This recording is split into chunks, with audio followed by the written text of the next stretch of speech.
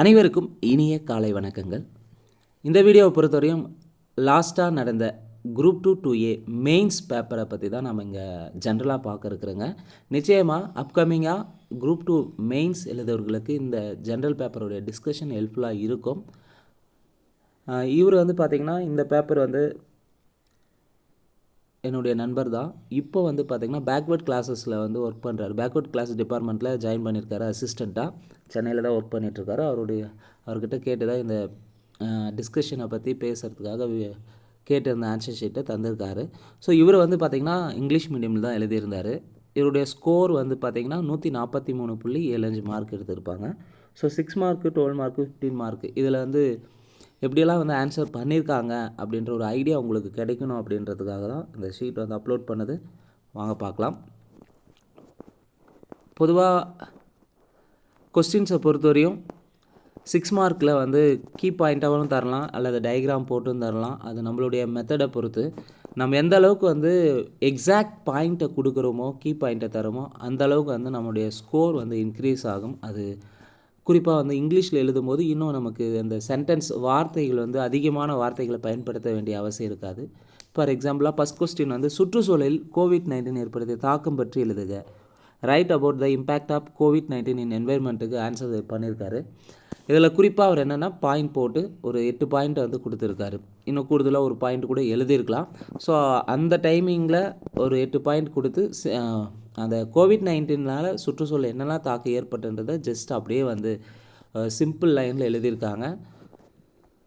அடுத்த கேள்வி பார்த்திங்கன்னா, பின்வருவனற்றை வரையறுக்கும் அருகி வரும், அழிந்து வரும், பாதிக்கப்படக்கூடிய, அச்சுறுத்தலுக்கு உட்பட அப்படின்னு சொல்லிட்டு இதுவும் பார்த்திங்கன்னா எல்லாத்துக்கும் குறிப்பாக பாயிண்ட் போட்டு அதனுடைய வேல்யூ பார்த்திங்கன்னா முழுமையாக அந்த 6 மார்க் கொஸ்டின்னா அந்த 6 மார்க்கை கம்ப்ளீட் பண்ணக்கூடிய அளவில் கொடுத்துருக்காங்க. நாம் மெயின்ஸை பொறுத்தவரையும் இப்போ அட் ப்ரெசண்ட்டாக அந்த ஒரு கேள்விக்கு தகுந்த வேல்யூ பாயிண்ட், குறிப்பாக எக்ஸாக்டாக கீ பாயிண்ட்ஸ் இருக்கும், இல்லை தானே அறிக்கைகள் தந்திருப்பாங்க. அது மாதிரியெல்லாம் நம்ம கோட் பண்ணும்போது நமக்கு பார்த்திங்கன்னா ஸ்கோர் மற்றவங்கள காட்டிலும் அதிகமாக இருக்கும். இல்லை அதை டயக்ராமாக போட்டு காட்டுறது, இல்லைனா மேப் மாதிரி மைண்ட் மேப் மாதிரி வரைஞ்சி காட்டுறது, அது இன்னும் ஹெல்ப்ஃபுல்லாக இருக்கும்.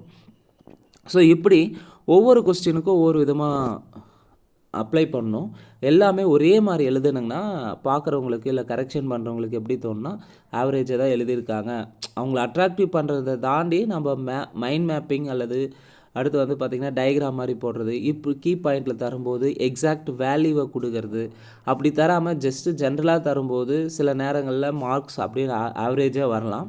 ஆனால் இந்த மாதிரி டெக்னிக்கை நம்ம யூஸ் பண்ணும்போது நம்ம இன்னும் ஸ்கோர் மற்றவங்களோட 10 மார்க் 15 மார்க் கூடுதலாக பெறுவதற்கு பார்த்திங்கன்னா வாய்ப்புகள் அதிகமாக இருக்குது. இங்கே முதல் கேள்விக்கு இப்போ 6 மார்க்கில் ஃபஸ்ட் கொஸ்டின் எழுதியிருக்காங்க. சுற்றுச்சூழலில் COVID-19 ஏற்படுத்திய தாக்கம், இதுக்கு எவ்வளோ மார்க் தந்திருக்காங்கன்னு பார்த்தீங்கன்னா 6 மார்க்கு. கிட்டத்தட்ட ஃபஸ்ட் கொஸ்டினுக்கு 8 பாயிண்ட் எழுதியிருந்தாங்க. 8 பாயிண்டில் 2 மார்க்கு தான் கொடுத்துருக்காங்க ஒரு வேல்யூவேஷனுக்கு.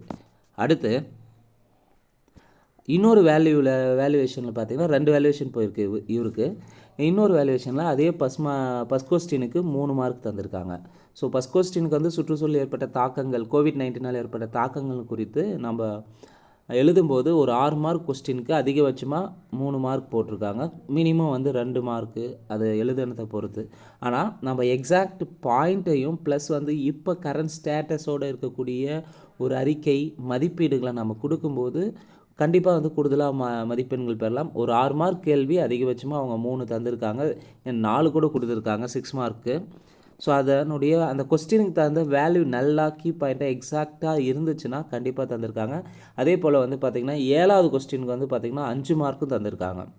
6க்கு 5 மார்க்கும் கொடுத்துருக்காங்க. நம்ம நினைப்போங்க அதிகபட்சமாக 3 தான் தருவாங்க அப்படின்னாலாம் கிடையாது.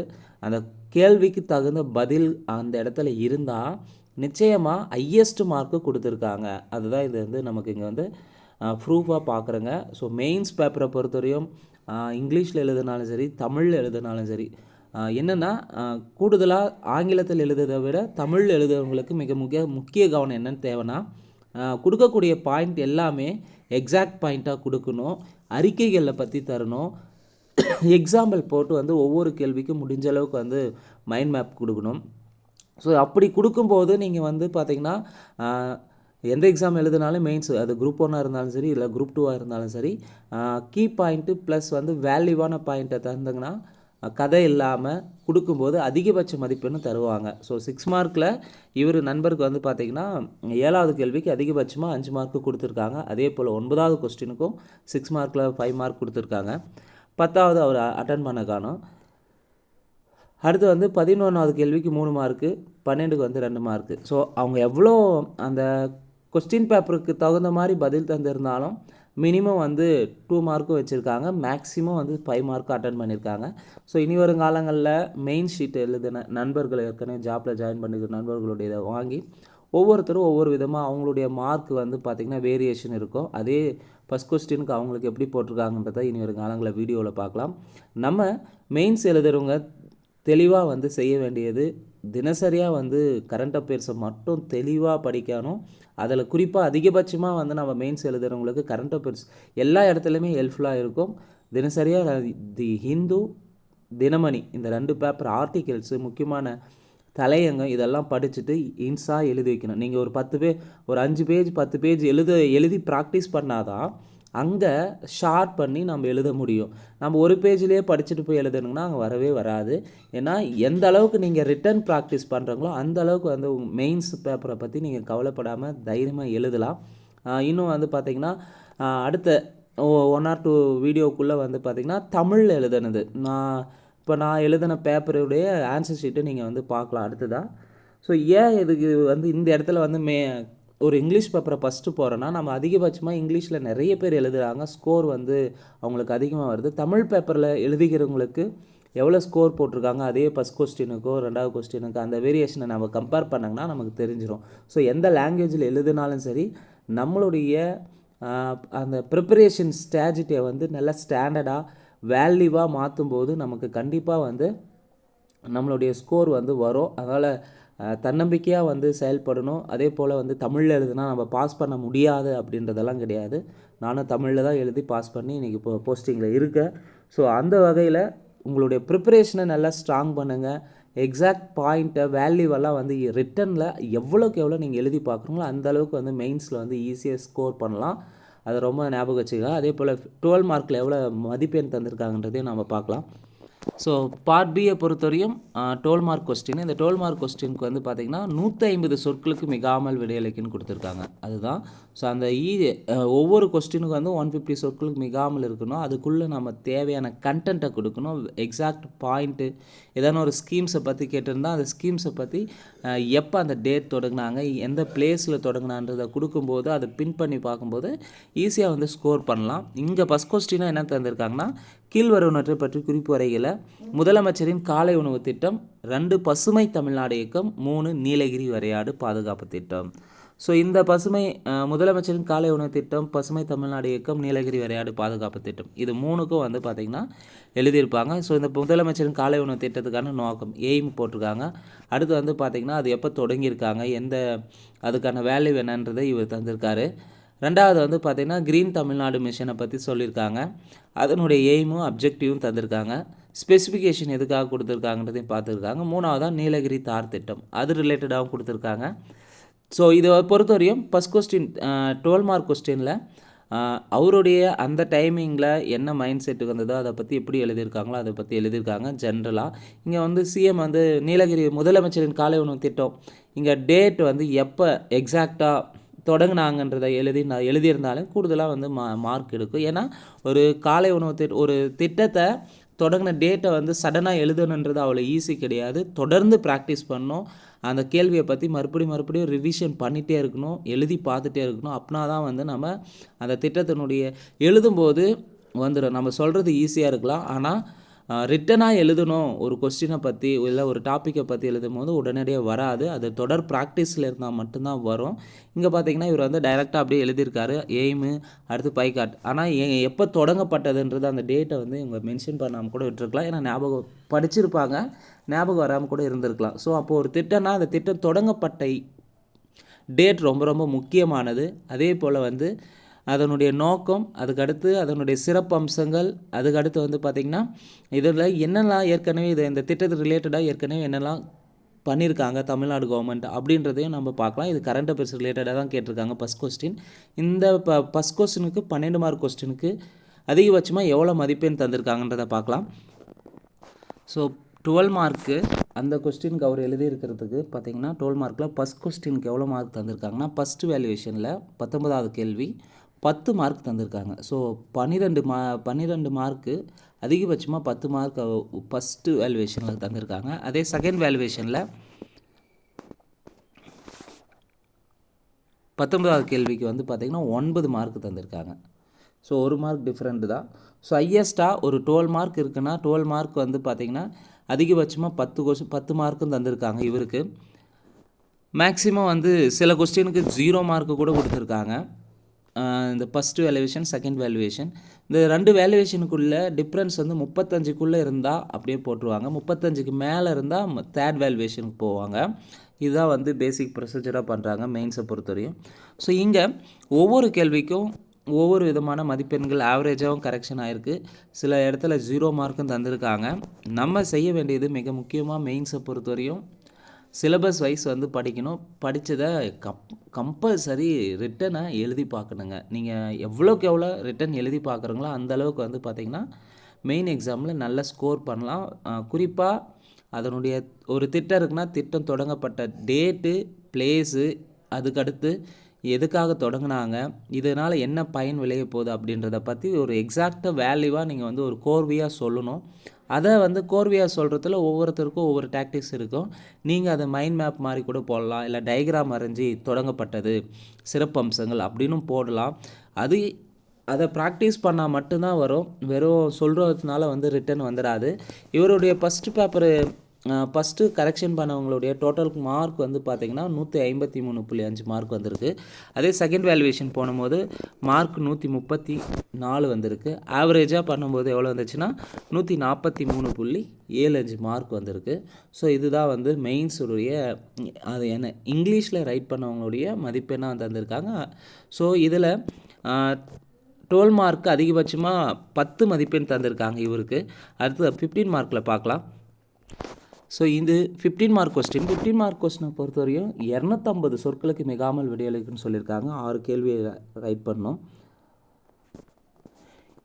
முதல் கேள்வியை இவர் அட்டன் பண்ணிக்கிறார். 31வது கேள்வி வந்து அட்டன் பண்ணிக்கிறாங்க.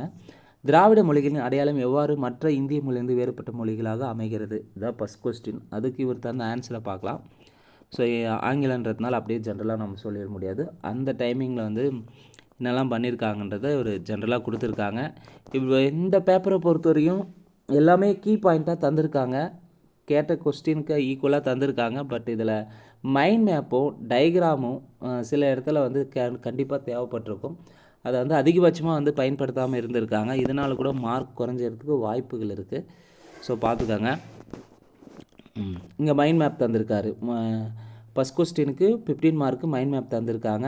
ஸோ ஹிந்தி ஸ்பீக்கிங் ஸ்டேட் எத்தனை பேர் இருக்காங்க, திராவிடன் லாங்குவேஜ் பீப்புள் எந்தெந்த ஏரியாவிலன்றது, அடுத்து சென்ட்ரல் ஏஷியாவில்னு போட்டு சும்மா ஓரலாக கொடுத்துருக்காங்க. இந்தியா மேப்பை தந்து அதில் திராவிடன் பேசக்கூடிய பகுதியை வந்து மென்ஷன் பண்ணி காட்டியிருக்காங்க. ஸோ இதுதான் வந்து நம்ம வந்து ஒரு கேள்வி எழுதும்போது 15 மார்க்கு 12 மார்க்கு மேக்ஸிமம் டயக்ராம் வரைய முடிஞ்சால் டயக்ராம் தரலாம், இல்லை மைண்ட் மேப் தர முடிஞ்சால் தரலாம், இல்லை பாக்ஸ் மாதிரி போட்டு கூட வந்து கொடுக்கலாம். அப்படி கொடுக்கும்போது வெறும் அப்படியே கீ பாயிண்ட்ஸாக தராமல் இப்படி தந்தாங்கன்னா பார்க்கும்போது கரெக்ஷன் பண்ணும்போது வேல்யூபிளாக இருக்கணும் அந்த மைண்ட் மேப். அதுதான் ரொம்ப ரொம்ப முக்கியமானது. ஸோ இதுக்கு 15 மார்க்கு எவ்வளோ அதிகபட்சமாக ஸ்கோர் 2 வேல்யூவேஷனுக்கு தந்திருக்காங்கன்றதை பார்க்கலாம். 31வது கேள்விக்கு 15 மார்க்கு இவருக்கு அதிகபட்சமாக எவ்வளோ தந்திருக்காங்க, மைண்ட் மேப் போட்டு அதனுடைய கீ பாயிண்ட் எல்லாம் தந்திருந்தாலும் 15க்கு அதிகபட்சமாக 8 மார்க் தந்திருக்காங்க. ஸோ அப்போது நம்ம இன்னும் எவ்வளோ எக்ஸாக்ட் பாயிண்ட்டாகவும் அந்த கொஸ்டினுக்கு ரிலேட்டடாகவும் எழுதுனா நமக்கு ஸ்கோர் வருன்றதை நீங்களே முடிவு பண்ணிக்காங்க.